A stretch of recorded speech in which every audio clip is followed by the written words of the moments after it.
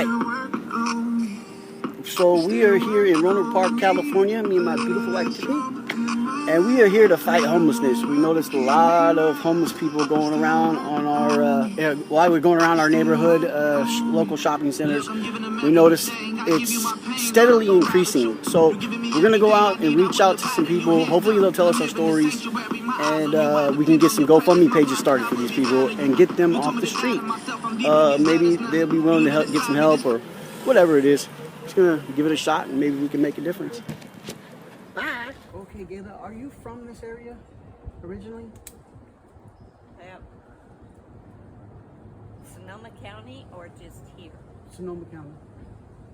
I lived in Oregon for 6 months and I lived in Crescent City I've been here for more than 20 years. More than 20 years. Yeah. Okay, when you were going through your hard times living in the car, what were the events that led up to that situation? Okay, well, I was living in a laundromat where I worked with the permission of the owner, but he decided to shut his laundromat down. And then I found out that my ex-husband's sister, who lives in Roanoke Park, had a spare bedroom. So it didn't work out with her, but I lived there for quite a while. She was a drug addict, and she started chasing me around, trying to catch me, and she blocked me from my bedroom where my dog was, and my dog's 18. I stood up to her, even though I was afraid, and I'd had 4 strokes. I stood up to her and said, "You will not keep me from my dog." And I have my dog. Oh. But yeah, so I went to the doctor and I told them, because they could see I was just shaking and my blood pressure was high, and it's usually 120. Good. And I told the doctor and the nurses what had happened to me and how I was living with a drug addict that was abusive to me. And so they called, and because I was having elder abuse, this is the elder abusing an elder. It's still elder abuse. Yeah, she was 4 years younger than I am. Did she go to jail for that? Not at all. I didn't try to press charges. I just wanted her out of my life. And that's when I moved out to my car again. And I stayed in my car for 6 months. And then I went to... What was that like, living in your car for that first 6 months? There's no place to go to the bathroom. When you're a female. Yeah, and I was also, because my diabetes was out of control, I was also mostly incontinent. So that's what my problem was, trying to go about, find places to hide and not get in trouble for having to go to the bathroom. But then I went to Safe Park on Stony Point Road. Okay. Through Catholic Charities, and I lived there in my car. They gave us 1 meal a day, which was really good, but it didn't cost anything. And I don't know, how long do you want this story? It's fine. Okay. Take your time. Because once a year, my daughter takes me on vacation, and they require that you give them 2 weeks notice before, if you're going to be gone. And I was going to be gone for a week, and so I told them every week, I remind them that I was going to be gone. My car stays, but I was going to be gone. And they said, "Well, what if we decide that you can't go?" And I said, "Well, I have to go. My daughter has rented a cabin up in the wilds of in Mount Hood in Oregon, and I said, I can't let her down. So I went anyway, and the second day that I was there, I got a call saying that I had to get my car out of their area. The second day? The second day that I was on vacation, after giving them 2-week notice over and over and over. And that was Catholic Charities? I haven't heard that. Yeah, they were, I never caused any trouble. I didn't drink, I didn't smoke, I didn't do drugs.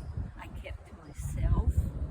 You know, I was nice to people when they were nice to me, and so basically I had a breakdown up there, 1,000 miles from my car, and I had nobody here to go get my car. And then when I came back, it was late driving from Oregon to here.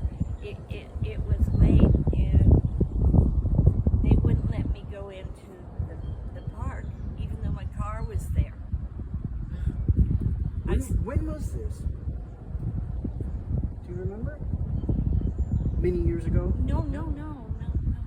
I had moved in September into where I live now, and that was maybe a week before, because I had no place to go. So it was a big deal because they wouldn't let my daughter come in. Nobody's allowed to come in, and I said, well, if you want me to get my car out, you will let my daughter come in here and jump it so I can leave. And they even fought me on that. Sure. It was only because I didn't fit in with everybody else. They were drinking and doing drugs. Half the people in there were selling drugs. People were using the shower to go to the bathroom and do their laundry, and they kicked me out. But it's okay, because then my daughter got on it, and we went to so many apartments and things and houses that would accept Section 8, only in Santa Rosa. And my daughter finally said, Mama, I can't do this anymore. She's trying to do a full-time job, and she's had a 10-year-old son. She still has him. He's 11 now. And she said, Mama, you don't have a choice. So she's the one that put her foot down and said, we're not looking anymore. You're moving in there. And it's okay. Mm-hmm. It's hot. Mm-hmm. My room all winter long was 80, and I never turned on any heat. Huh. And now it's a 4th floor, and it faces all of the afternoon sun. So I left for 2 weeks with my daughter, and I came back. Even the water that was in the toilet had evaporated. Oh my God. Yes. What is this? At this point, I asked Gayla if she had had any kind of scary experiences being an elderly lady living in her car, and this is what she came up with. Over, and I wouldn't roll my window down or anything, and he was acting really strange, really seedy. Mm-hmm. And 2 days before, because the cops all knew I was here, Yeah. and they stopped by and checked on me and everything, and they told me to be careful being out here all by myself. Yeah. That was nice of you. Yeah, the cops treated me really well. They Good. did. But yeah, it was too hard. Like I say, I've had 4 strokes. I'm 70 years old. I needed to be out Mm-hmm. of my car. And, Yes. but I still have to have everything. Just in case. Hey guys, so thanks for hearing Gayla's story. She's actually our very first upload to our video, and what a heart wrencher, man. 70 years old, in and out of her car, with a lot of health issues. Right now, it seemed to be mostly her teeth. We didn't catch that on film, but she has a lot of dental issues that need to be taken care of. And we're starting a GoFundMe page for the people that we interview. And please, you guys, let's give back, man. If you got it, give it. Just remember, God knows all and sees all. So please think about this, man, and let's reach out and help out to our community. And God willing, we'll help her out. And God bless you. Amen.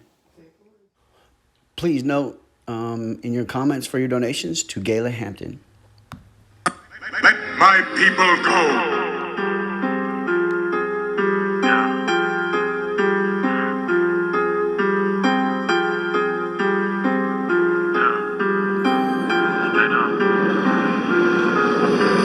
Straight out of Egypt, straight out the pit.